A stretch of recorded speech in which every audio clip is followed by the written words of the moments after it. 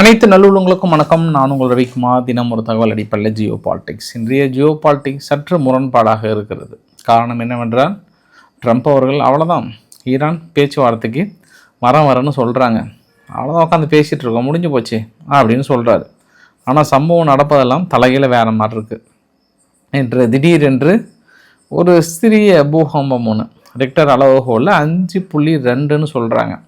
நார்மலாகவே ரெக்டர் அளவுகோலில் ஒரு 3லிருந்து ஒரு 5.5 6க்குள்ளே வந்தது அப்படின்னா அது ஒரு வகையில் ஒரு அணு ஆயுத சோதனையாக இருக்குமா அப்படின்ற சந்தேகம் அந்த இடத்துல வலுத்திருக்கிறது. என்னது, ஈரான் அணு ஆயுத சோதனையா அப்படின்ற மாதிரிலாம் பெரிய அளவுக்கான செய்திகள் வந்திருக்கிறது. இன்னைக்கு அயதுல்லா அலி காமேனி அவர்கள் இந்த உலகத்துக்கு மட்டுமல்ல, அமெரிக்கா சொன்ன அனைத்து பொய்களையும் புரட்டைகளையும் அவிழ்த்து விட்டேன் என்று அதிரடி அறிவிப்பு கொடுத்திருக்கிறார். அதனால் அங்கே இருக்கக்கூடிய சம்பவங்கள் கொஞ்சம் கூட குறைஞ்ச மாதிரி தெரியல. பரபரப்பு நுனியில் இருக்கிறோம். வாங்க நண்பர்களே, மறுபடியும் ஈரானுக்குள்ளே போகலாம். நம்ம விடமாட்டோம், நம்ம அங்கே தான் இருக்க போகிறோம். நம்ம ஏன்னா சம்பவம் அந்த அளவுக்கு இருக்குது. அது இல்லாமல் சுற்றி இருக்கக்கூடிய அரசியல் நிகழ்வுகள், பலுச்சிஸ்தான் லிபரேஷன் ஆர்மி ஆல்மோஸ்ட் ஒரு துறைமுகத்தையே தூக்க போகிறாங்கன்ற மாதிரியான செய்திகள் வந்தவண்ணம் இருக்கிறது. கவலையில் கன்னத்தின் மேல் கையை வைத்து அமர்ந்து கொண்டிருக்கிறது பாகிஸ்தான். ஸோ அலசியாலாம் என்னம்மா கிளம்பலமா பயணத்தை. வீடியோவில் போகிறதுக்கு முன்பு நீங்கள் நம்ம சேனலை சப்ஸ்கிரைப் பண்ணலாம். சப்ஸ்கிரைப் பண்ணிட்டு வாங்க. மறக்காம பெல் பட்டன் கிளிக் பண்ண ஆல் ஆப்ஷன்ஸ் கொடுங்க. வீடியோ கொடுக்கலாம்.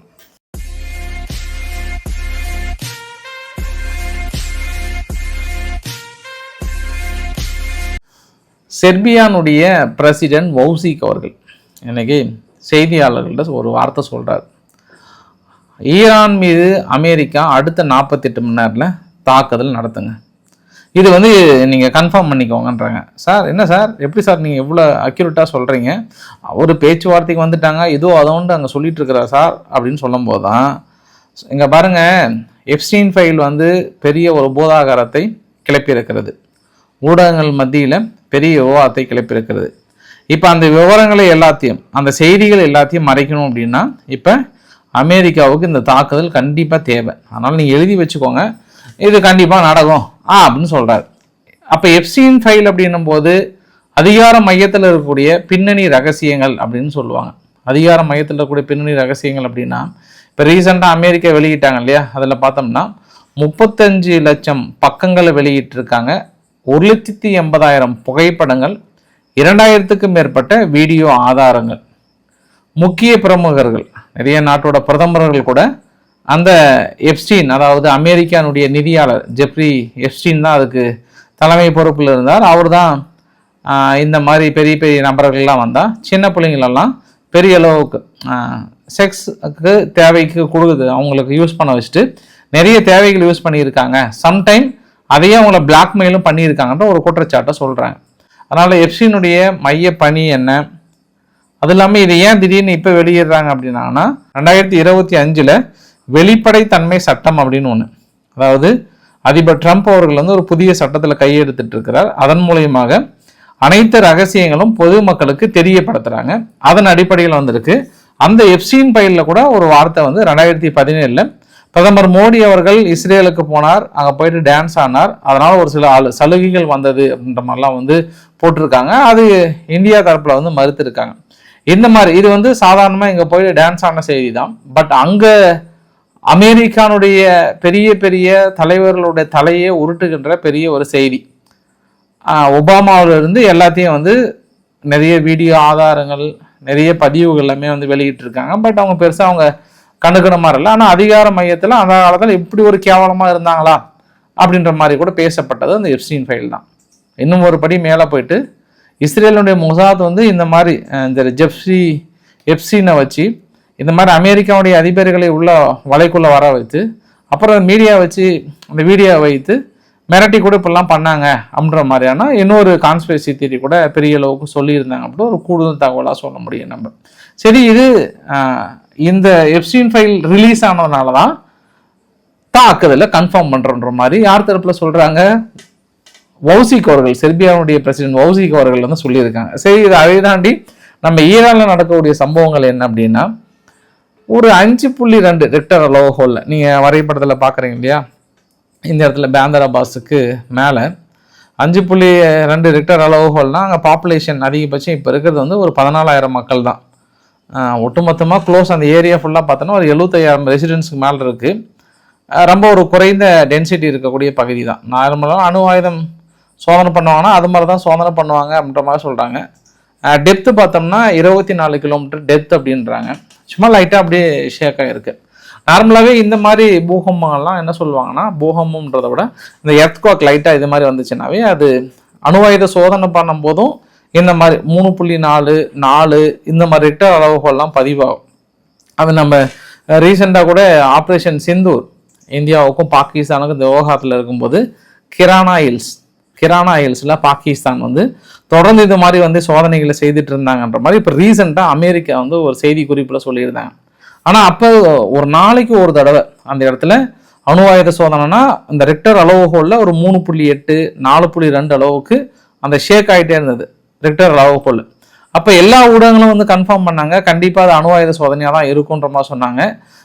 ரீசெண்டாக உண்மை பேசுகிறன்ற பேரில் சும்மா அடிக்கடி அளந்து விட்டுட்டு இருக்கிறாருல ட்ரம்ப் அவர்கள் கூட என்ன சொன்னாருன்னா, இந்த மாதிரி அணு ஆயுத சோதனை செஞ்சு ஆல்மோஸ்ட் இந்தியாவை தாக்கிறதுக்கு தயாராக இருந்தாங்க, நான் தான் தடுத்துட்டேன், இல்லைன்னா பல லட்சம் மக்களோட உயிர்கள் வந்து இழந்திருக்கும் அப்படின்ற மாதிரி சொன்னாங்க. இன்னைக்கு நீங்களும் நானும் உயிரோட நான் பேசிட்டு இருக்கிறதும் நீங்கள் உயிரோட கேட்டுட்டு இருக்கிறதுக்கு யார் காரணம் அப்படின்னா ட்ரம்ப் தான் காரணம், எனக்கு ஒரு நோபல் பரிசு கொடுங்க அப்படின்ற மாதிரிலாம் வந்து கதையை சொல்லிட்டு இருந்தாரு. அந்த மாதிரி இந்த பூகம்பம் வந்தது அப்படின்னா மேபி அணு ஆயுத சோதனையா இருக்குமா அப்படின்ற இன்னொரு ஆங்கிள் பார்க்கலாம். ஏன்னா தொடர்ந்து ஈரான் மீது வைக்கப்படுகிற குற்றச்சாட்டு அணு ஆயுதம் இருக்கிறதுனால தானே அவங்க தாக்கல் நடத்துறேன்னு சொல்றாங்க. இன்னும் ஒரு சில கான்ஸ்பிரசி தியரிலாம் இல்லை அவங்க வைத்திருக்காங்கன்ற மாதிரி வந்து சொல்றாங்க. அதனால இது மறுபடியும் போராரமா வெடித்திருக்கா அப்படின்னா காலையில் ட்ரம்ப் அவர்கள் 3 செய்தியை சொல்றாரு. ஒன்று, ஈரான் எங்ககிட்ட பேச்சுவார்த்தைக்கு தயாராக இருக்கிறாங்கன்றாரு. 2வது, இந்தியா எங்களுக்கு ஓகேன்னு சொல்லிட்டாங்க, வெனிசுலா கிட்ட நாங்கள் ஆயில் வாங்க சொன்னோம், ஈரான் கிட்ட வாங்கக்கூடாதுன்னு அவங்க ஓகேன்னு சொல்லிட்டாங்க. சீனா வந்து எங்கிட்ட கேட்குறாங்க, கெஞ்சுறாங்க, சார் எங்களுக்கும் அதே மாதிரி ஒரு டீல் ஏற்படுத்தி கொடுங்களேன், நாங்களும் வெனிசுலா கிட்ட வாங்கிக்கலாம் ப்ளீஸ் ட்ரம்ப் ப்ளீஸ் அப்படின்ற மாதிரி வந்து சீனா வந்து கேட்குறாங்களாம். அப்புறம் இங்கே கிரீன்லாந்து ஆல்மோஸ்ட் அது ஓகே தான், அவ்வளோ டீல் முடிஞ்சுன்றாரு. இது வந்து எத்தனை உண்மை எத்தனை பொய்ன்னு எனக்கு தெரியல. நார்மலாகவே ஏன் நான் இவ்வளோ வெளிப்படையாக சொல்கிறேன் அப்படின்னா, இதில் பேசின கிரீன்லாந்து ஏதாவது ஒத்துக்கிட்டாங்களான்னா அவங்க எதுவுமே ஒத்துக்கல. ஈரான் விவகாரத்தில் வந்து இவர் பேச்சுவார்த்தைக்கு ஆல்மோஸ்ட் ஒத்துக்கிட்டாங்க, எங்கிட்ட ரெக்வஸ்ட் வச்சுட்டாங்க நம்ம சொன்னாங்க. பட் இன்னைக்கு நடந்த விஷயம் எல்லாம் உங்களுக்கு ஒன்று ஒன்றா சொல்கிறேன் நான். அப்போ நீங்கள் கெஸ் பண்ணியிருப்பீங்க ஈரான் சொல்லியிருப்பாங்களா சொல்லலையான்னு சொல்லிட்டு. அதனால் எதுதான் பாஸ் நம்பர் இவர் பேசுறது அப்படின்னா, ஏதோ ஒரு நியூஸ் அவங்களும் கேட்குறாங்க, இவரு ஏதோ ஒன்று அடிச்சு விடுறாரா என்ன டேஷனே எனக்கு தெரியல பாஸ். வர வர இவர் பேசுகிற பேச்செல்லாம் வந்து எதை நம்புறது எதை நம்பக்கூடாதுன்னு தெரியல. எப்படி ஒரு அதிபர் பொறுப்பில் இருந்துக்கிட்டு ஒரு சம்பவம் நடக்காத முன்னாடி எப்படி இப்படிலாம் சொல்கிறாருன்னு எனக்கு புரியல எனக்கு. சரி, நான் ஏன் இந்த அளவுக்கு சொல்கிறேன் அப்படின்னா, இன்னைக்கு அயதுல்லா அலி காமேனி அவர்கள் வந்து இன்னைக்கு மக்கள் மத்தியில் தோன்றினார், பெரிய அளவுக்கான உரைகளை நிகழ்த்தினார். அந்த உரையில் வந்து ஒன்றே ஒன்று தான், ஈரான் மீது அமெரிக்கா போரை தொடங்கினால் அது வெறும் ஈரானுடன் நின்று விடாது, மாறாக அது ஒரு பிராந்திய போராக உருவெடுக்கும். இது வந்து உச்சபட்ச நான் எச்சரிக்கையாக சொல்கிறேன். நான் ஆல்மோஸ்ட் ஈரானுக்குள்ளார ஒரு காப்பாட்டம் மாதிரி தான். அதாவது நம்மளுடைய அரசாங்க கட்டிடங்கள், நம்மளுடைய பேங்க் சிஸ்டம், நம்மளுடைய போலீஸ் ஃபோர்ஸஸ், நம்மளுடைய இன்ஃப்ராஸ்ட்ரக்சர்ஸ், நம்மளுக்கு தேவையான கட்டிடங்கள், நம் மசூதிகள் எல்லாமே வந்து தீக்கிரையாக்கப்பட்டிருக்கிறது, கொளுத்தப்பட்டிருக்கிறது. அப்போ இதை நம்ம இராணுவத்தை எப்பாடுபட்டாவது நம்ம இராணுவத்தையும் நம்ம அரசாங்கத்தையும் கவிழ்க்க வேண்டும் என்று அமெரிக்கா இஸ்ரேலுடைய சதி அப்படின்ட்டார். என்ன பாஸ் இப்படி பயங்கரமாக சொல்கிறீங்களே அப்படின்னு பார்த்தோம்னா, இன்னொரு எக்ஸாம்பிள் கூட சொல்கிறோம். 3117 பேர் இறந்து போயிருக்காங்க. ஆனால் நம்ம அரசாங்கம் வெளியிட்ட இந்த நேம் லிஸ்ட்டு எல்லாமே ஆதார் கார்டு நம்பர்லாம் வெளியிட்டாங்க. 2986 பேர் ஆல்மோஸ்ட் வெளியிட்டாங்க. ஆனால் நிறைய மீடியாக்கள் எனிமீஸ்னாரு எதிரிகள் வந்து திட்டமிட்டே 30,000 35,000 40,000 வந்து சொல்லிட்டு இருக்காங்க. கொஞ்சம் ஏமாந்தா ஈரானே முழுசாக முழுங்குறதுக்கு அமெரிக்கா பெரிய அளவுக்கு ட்ரை பண்ணிட்டு இருக்காங்க. எல்லாத்துக்கும் என்ன காரணம்? நம்ம கிட்ட இருக்கக்கூடிய எண்ணெய் வளங்கள், கேஸ், ரிச் மினரல்ஸ் எல்லாத்தையும் வந்து அட்ராக்டிவாக இருக்கிறதுனால திருடிட்டு போயிடலாம்னு நினைக்கிறாங்க. நம்ம ஒருபொழுதும் அமெரிக்கா வந்து இங்கே ஆக்குபை பண்ணுறதற்கு நம்ம இடமளிக்க கூடாது. எத்தனையோ நாடுகளுக்குள்ளார ஐஎஸ்ஐஎஸ் தீவிரவாதிகளை வளர்த்து விட்டு நம்ம ஈராக் பக்கத்தில் பாருங்கள், ஐஎஸ்ஐஎஸை வளர்த்து ஈராக்கை ஒன்றும் இல்லாமல் பண்ணிட்டாங்க. சிரியாவுக்குள்ளார ஐஎஸ்ஐஎஸை வளர்த்தி அங்கே ஒன்றும் இல்லாமல் பண்ணிட்டாங்க. நம்ம நாட்டுக்குள்ளாரையும் இந்த இது மாதிரியான வேலைகள், சதி வேலைகளில் செஞ்சதில் ஐஎஸ்ஐஎஸ் முக்கிய பொறுப்பு இருக்கு. Not only ISIS, CIA, Mossad இவங்க எல்லாம் உள்ளம் பூந்து பண்ணது நம்ம மக்கள் கிடையாது, இவங்க தான் பண்ணாங்க அப்படின்றாங்க. ஆனால் பெரும்பாலான போராட்டங்கள் அதற்காக, அங்கே நடந்த போராட்டங்கள் எல்லாமே இதற்காக தான் நடந்ததா அப்படின்னா அது நம்ம வெளிப்படையாக பார்த்த செய்தி என்ன அப்படின்னா நிச்சயம் அதற்காகலாம் இல்லை.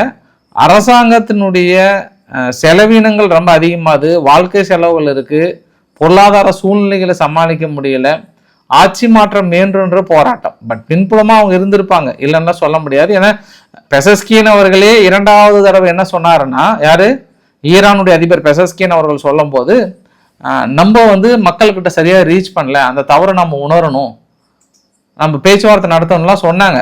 எப்பவுமே ஒரு போராட்டம் ஒரு 3 நாள் 4 நாள் கரெக்டாக ஆங்கிளில் போகும். 4வது நாள் என்ன ஆகுனா திசை திரும்பும்.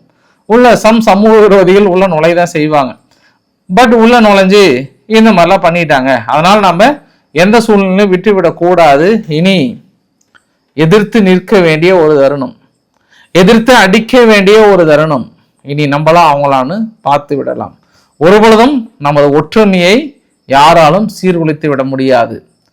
அமெரிக்கா ஏதோ சீர்குலைத்து விடலாம் என்று நினைக்கிறார்கள், முடியவே முடியாது அப்படின்ற மாதிரிலாம் சொல்லியிருக்கிறார். அப்போ இவர் பேசின வசனத்தையும் காலையில் ட்ரம்ப் அவர்கள் பேசின வசனத்துக்கு ஏதாவது மேட்ச் பண்ணிங்கன்னா உங்களுக்கு புரிஞ்சிடும் அவர் உண்மையை சொன்னாரா இல்லை யார் என்ன சொன்னாங்கன்ட்டு. ஏன்னா இன்னைக்கு பெசஸ்கின் அவர்கள் என்ன சொல்றாருன்னா, இது முழுக்க முழுக்க ஃபாரின் ஆக்டர்ஸ் எல்லாமே வெளிநாட்டு நபர்கள் நடிக்க வச்சிருக்காங்க, நம்ம நாட்டுக்குள்ள நடிக்க வைத்து. நெதன்யாகு அவர்கள் பெரிய அளவுக்கு நம்ம நாட்டை சீர்குலைக்க நினைச்சாங்க. இது முழுக்க முழுக்க இஸ்ரேலோட சதி, வேற யாருமே இல்லை. அதனால நாங்கள் எப்படி பொறுப்பேற்றுக்க முடியும், இது அவங்க தான்றாங்க. சரி, ஒரு படி மேலே போயிட்டு இன்னைக்கு பார்லிமெண்ட்டுடைய ஸ்பீக்கர் என்ன பண்ணிட்டாரு, இன்னைக்கு ஐஆர்ஜிசியோட ட்ரெஸ்ஸே போட்டு விட்டார்.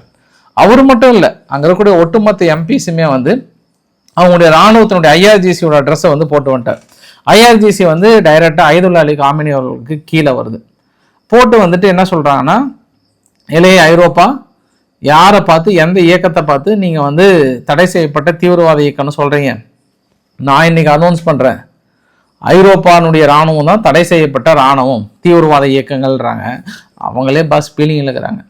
ஐரோப்பாவே ஏதோ பாவம் ஒரு சில நாடுகள்லாம் 30 பேர் 40 பேர் இராணுவ வீரர்களை வச்சுக்கிட்டு நேட்டோன்ற போர்வையில் வாழ்ந்துட்டு இருக்கிறாங்க. நீங்கள் எங்கே போயிட்டு நீங்கள் ஐரோப்பாவுடைய வீரர்களை கண்டுபிடிச்சி நீங்கள் தீவிரவாதிகள் அனௌன்ஸ் பண்ணீங்கன்னு தெரியல. ஆனால் ஒட்டுமொத்த ஐரோப்பா தேசம், ஐரோப்பா இராணுவம் தீவிரவாதிகள் தான். அதை விட அடுத்த வசனம் தான் ரொம்ப முக்கியம். அடுத்தது தான் என்ன சொல்றாங்கன்னா, death to America, death to Israel, death to America அப்படின்னு பயங்கரமாக கத்த ஆரம்பிச்சிட்டாங்க. நல்ல வேலை அங்கே பார்லிமெண்ட்டு கேட்டை கொஞ்சம் இழுத்து மூடி வச்சிருந்தாங்க. இல்லைன்னா இந்த எம்பி என்ன பண்ணியிருப்பாங்க, நேராக விறுவிறுன்னு அவங்க பாட்டு இஸ்ரேல் அமெரிக்கா அடின்னு அடிச்சிருப்பாங்களா. அந்த அளவுக்கு வெறிபிடித்த வேங்கைகளாக இருந்தாங்க. அவங்க கத்துல மைக்கு பிரித்து மேய்ஞ்சிருச்சு. அந்த அளவுக்கு death to America, death to Israel அப்படின்னு சொல்றாங்க ஐயா. அப்ப இவங்களோட வெறித்தனத்தை எல்லாம் பார்க்கும்போது இவங்க நிஜமாவே பேச்சுவார்த்தைக்கு வரணும்னு சொன்னாங்களா ட்ரம்ப் அவர்களே, அது நீங்க தான் எங்களுக்கு சொல்லணும். அதை விட இன்னும் என்ன சொல்றாங்கன்னா, அவங்களுடைய ஆர்மியினுடைய சீஃப் கமாண்டர் அந்த 12 நாள் யுத்தத்துல நாங்கள் பெரிய ஒரு இம்போஸ், அதாவது ஒரு ஹோம் ஒர்க் மாதிரி, என்ன ஃபெயிலர் என்ன சக்ஸஸ் எல்லாத்தையும் நாங்கள் பார்த்து வைத்திருக்கோம். சும்மாலாம் நாங்கள் கிட்ட ஓடி வாங்கினாலாம் ஜெட்டா காதுக்கண்ணா பிரித்து மேய்ஞ்சிடுவோம். சும்மாலாம் அந்த பழைய கதையை, பழைய ஈரான் அப்படிலாம் நினச்சிட்டு இருக்கிறாங்க. இன்னைக்கு கூட காலைல கூட பார்த்தோம், எங்களோட ஸ்பெஷல் சேட்டலைட் ஒன்று, ஸ்பெஷல் ட்ரோன் ஒன்று, எல்லாமே உங்கள் ஆபிரகாம் டேங்க் எங்கே இருக்குன்றதை நாங்கள் பார்த்து வச்சுருக்கோம். தேவையில்லாமல் கிளறி விட்டுறாதீங்க, ஏதாவது டென்ஷனாக இருக்க போகிறோன்ற மாதிரி அவங்க பேசுகிறாங்க. எனக்கு இப்போ அமெரிக்கா தான் பதில் சொல்லி ஆகணும். ஆனால் இதை விட அங்கே போராட்டம் நடக்கும்போது அந்த போராட்டத்தை எப்படி முழுமையாக முடக்கினாங்க. திடீர்னு ஸ்டார்லிங்கோட நெட்வொர்க்கை பார்த்தோன்னா மக்கள் பயன்படுத்த முடியாத சூழ்நிலை இருந்ததுன்னா அதுக்கு பெரிதும் உதவியது சீனான்றாங்க.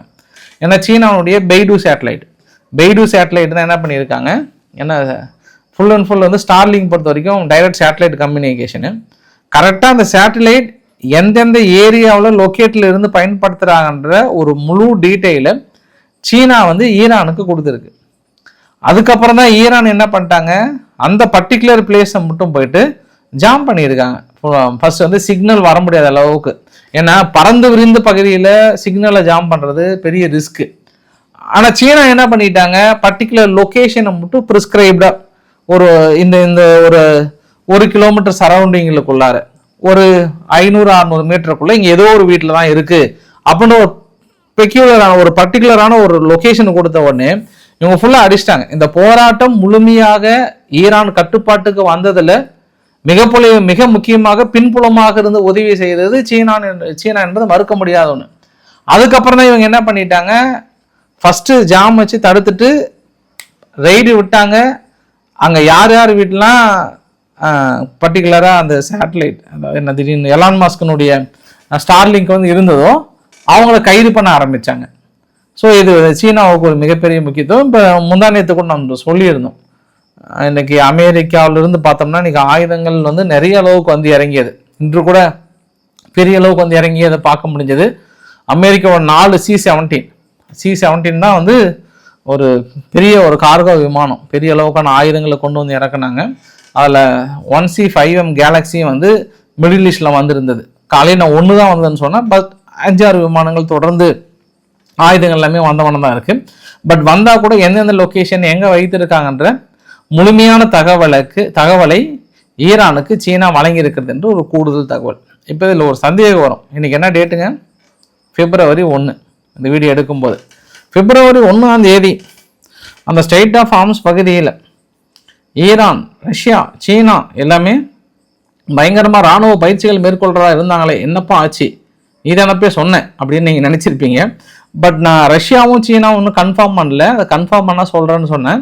ஆனால் ஒட்டுமொத்த செய்தியுமே இல்லைங்க பாஸ், நாங்கள் அப்படிலாம் சொல்லலை, இந்த பரபரப்பான சூழ்நிலை அதை அந்த இடத்துல போயிட்டு நாங்கள் போர் பயிற்சிகளை மேற்கொள்ளுவோமா பாஸ், அதெல்லாம் வாய்ப்பு இல்லை பாஸ் அப்படின்னு யார் சொல்கிறாங்க?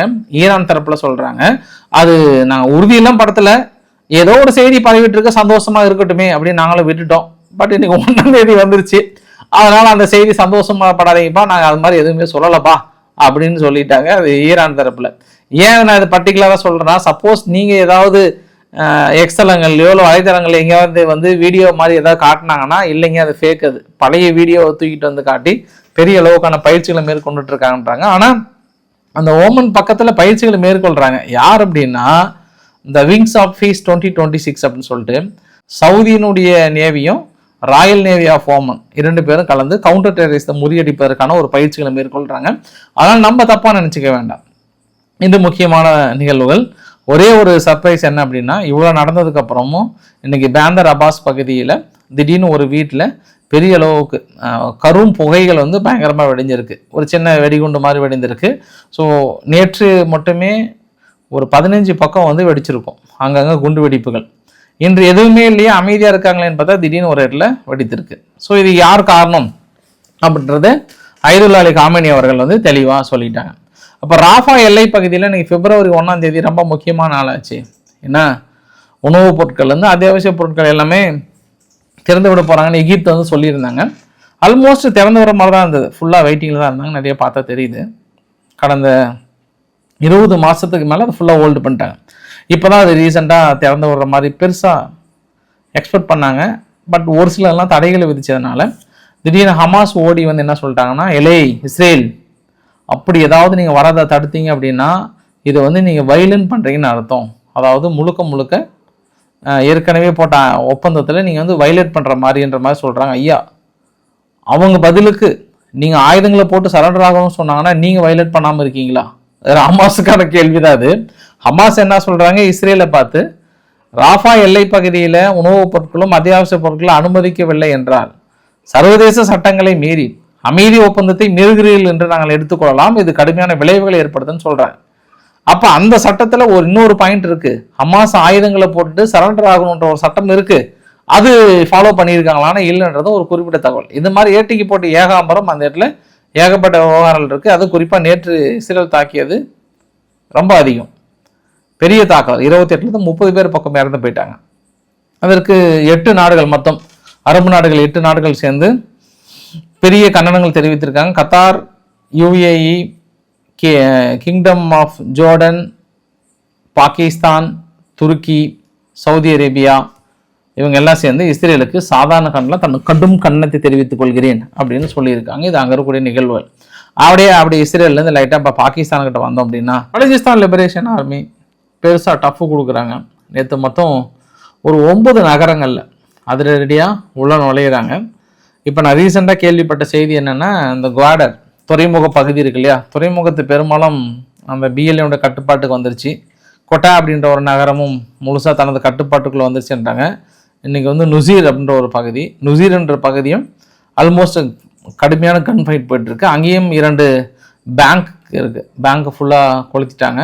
பெரிய தாக்கல் இருந்திருக்கு.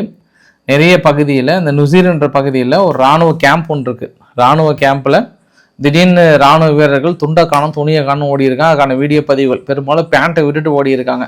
இந்த பேண்ட்டை மட்டும் கொண்டு போயிட்டு ஆப்கானிஸ்தானுடைய எல்லை பகுதியில் மட்டும் கொடுத்தான்னு வச்சுக்கோங்க, அந்த தெகரிக்கே தாலிபன்கள் கிட்ட அவ்வளோதான். அவங்க ஒரே இது ஆஸ்கார் அவார்டு வாங்கின மாதிரி.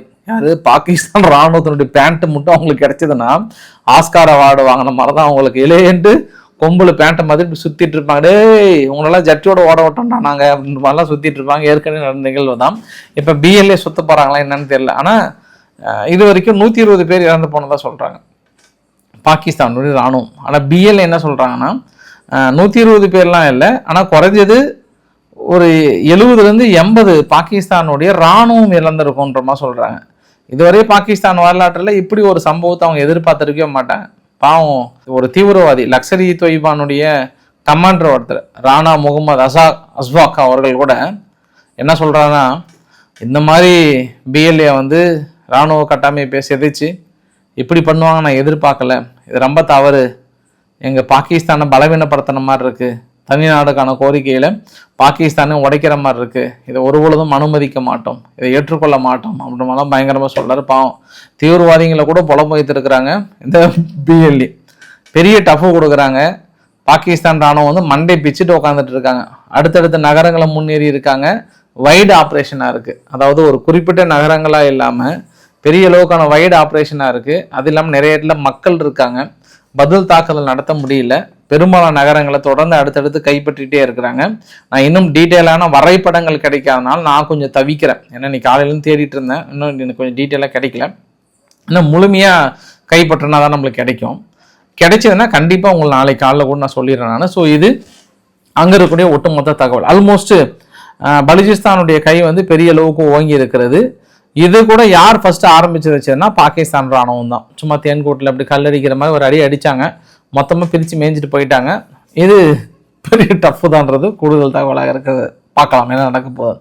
அடுத்தது இந்த வீடியோவோட நிறைவு பகுதியில் மறுபடியும் கனடா பாவம் அவங்களே கொஞ்சம் சேவ் பண்ணிட்டு இப்படி ஓரமாக உட்காந்துருக்காங்க. ஐயாங்கன்னு கொஞ்சம் விட்டுருங்க போதும், அப்புறம் நம்ம ஒரு வாரம் கழித்து சண்டையை வச்சுக்கலாம் அப்படின்னு சொல்கிறாங்க. இருந்தாலும் ஒரு விடுற மாதிரி தெரியல. மனுஷன் வந்து கனடா நீங்கள் திருப்பி சீனா கிட்ட போகிறீங்க, அடுத்தடுத்து அக்ரிமெண்ட் எங்களுக்கு எகைன்ஸ்டாக நடந்துக்கிறீங்க, அதனால் உங்ககிட்ட சீனாவோட வர்த்தக ஒப்பந்தம் இதெல்லாம் தாண்டி உங்களுக்கு 100% வரி விதிக்க போகிறேன்றாங்க. இப்போ நேற்று தான் வேறு விதமாக மிரட்டினாங்க, எங்களுடைய விமானங்கள் எல்லாத்தையும் நீங்கள் பர்மிஷன் கொடுக்க மாட்டேன்றீங்க சேல்ஸுக்கு, அப்படி இப்படின்னு ஒரு கதையை விட்டு 50% வரின்னாங்க. அப்புறம் சீனா கிட்ட வரி ஒப்பந்தம் பண்ணிங்கன்னா அது 25%. கடைசியில் இப்போ 100% வந்து நின்றுட்டாங்க. அப்புறம் கடைசியில் கனடா எப்பா சாமி நீ போகிறனா கூட போட்டுக்கோ, ஆளை விடுப்பான்ற மாதிரி தான் கடைசி கட்டத்துக்கு வருவாங்கன்னு நினைக்கிறது கனடாவுடைய சூழ்நிலை. இன்று உக்ரைன் தரப்பில் என்ன சொல்கிறாங்கன்னா, புடின் அவர்கள் மீது ஒரு கடுமையான விமர்சனம். அங்கே உக்ரைனுக்கு வரக்கூடிய லாஜிஸ்டிக் ஹப், பெரும்பாலான கம்யூனிகேஷன்ஸ் எல்லாமே வந்து மேக்சிமம் வந்து தடுக்கிறாங்களாம். ட்ரோன் மூலிமா பாம் வைக்கிறது, மிசைல்ஸ் அட்டாக், இது மாதிரி வந்து பெருசாக வந்து தடுத்துட்டு இருக்காங்க அப்படின்னு இன்னைக்கு ஜெலன்ஸ்கி வந்து மிகப்பெரிய ஒரு குற்றச்சாட்டு சொல்கிறாங்க. அப்போ இத்தனை நாள் இவர் என்ன பண்ணார்?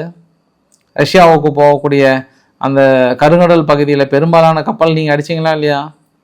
நீங்கள் பெரும்பாலான அவங்களுக்கு போகக்கூடியதெல்லாம் நீங்கள் பெருசாக வீடியோவை போட்டு பெருமையாக போட்டிங்களா இல்லையா?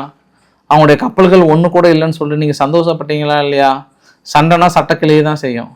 ஒரு பக்கம் மட்டும் சட்டையை கிழிச்சிட்டு இன்னொரு பக்கம் சட்டையை கிழிக்க வந்தாங்கன்னா ஐயோ கிழிச்சிட்டாங்கன்னா அதுக்கு அமைதி பேச்சுவார்த்தைக்கு போயிடணும். இப்போ ஓடி வந்துட்டு எங்களுக்கு வரக்கூடிய லாஜிஸ்டிக் ஹப் மீது எல்லாத்தையும் வந்து தடுக்கிறாங்க, எங்களுக்கு மின்சாரம் வரதை தடுக்கிறாங்க, பேட்டரிஸ் வரதை தடுக்கிறாங்கன்னா ஒன்றும் பண்ண முடியாதுங்க ஐயா. ஆரம்பிச்சிட்டிங்க ஒன்று வாங்க. இது ஆரம்பிச்சது ரஷ்யாவாக தான் இருந்தாலுமே அதுக்கான காரணங்கர்த்தா நீங்கள் தான். நீங்கள் என்ன நோக்கத்துக்காக ஆரம்பிச்சிங்களோ நேட்டோவில் இணையணும்னு சொன்னீங்க. நேட்டோவே இங்கே சண்டை போட்டுட்டு என்னையை பிடி உன்னையை பண்ணி அடித்து பிடிச்சிட்டு அங்கே ஆளுக்கு ஒரு பக்கம் இந்த தலைமுடியும் காதையும் பிடிச்சிட்டு சுற்றிட்டு இருக்காங்க. இப்போ அதுவும் போச்சு. ஐரோப்பாவுக்குள்ளே சேரணும்னு நினைக்கிறீங்க, ஐரோப்பாவே இருக்குமா உடஞ்சி போயிடுமான்னு தெரியல, அந்தளவுக்கு சூழ்நிலை இங்கே. ஏன்னா கிரீன்லாந்து விவகாரத்தில் நீங்கள் கேட்ட 2மே பொசுன்னு போயிடுச்சு. அதுக்கு இங்கே நீங்கள் நேட்டோவில் நான் சேரலன்னு ஒரு வார்த்தை சொல்லினீங்கன்னாவே இன்னைக்கு இவ்வளோ பிரச்சனை இல்லை, இவ்வளோ இழப்புகளே கிடையாது. இன்னைக்கு ஸ்மூத்தாக முடிஞ்சு போயிருக்கும். இப்போ நீங்கள் கேட்டது எதுவுமே நடக்கலை. இப்போ கடைசியில் இப்போ ஓடி வந்து இப்படி சொல்கிறாங்க. அது இல்லாமல் நாங்கள் வந்து வெயிட் பண்ணிட்டு இருக்கோம், அமெரிக்காவுடைய தகவலுக்காக நாங்கள் வெயிட் பண்ணுறோம், எப்போ சொல்ல போகிறாங்க என்னன்னு தெரியல, முழுக்க நாங்கள் அமெரிக்கான ஒப்பந்தத்துக்கு நாங்கள் தயாராக இருக்குன்ற மாதிரி சொல்லியிருக்காங்க. இனியும் வெயிட் பண்ணுங்கள், நல்லது தான், ஒன்றும் பிரச்சனை இல்லை. நாங்களும் வெயிட் பண்ணுறோம். காலையில் செய்தியில் பார்க்கலாம். நம்ம பிடிச்சிருந்தா லைக் பண்ணுங்கள், ஃப்ரெண்ட்ஸை ஷேர் பண்ணுங்கள், சப்ஸ்கிரைப் பண்ணுங்கள். ரவிக்குமார் சோமு சேனல். நன்றி, வணக்கம்.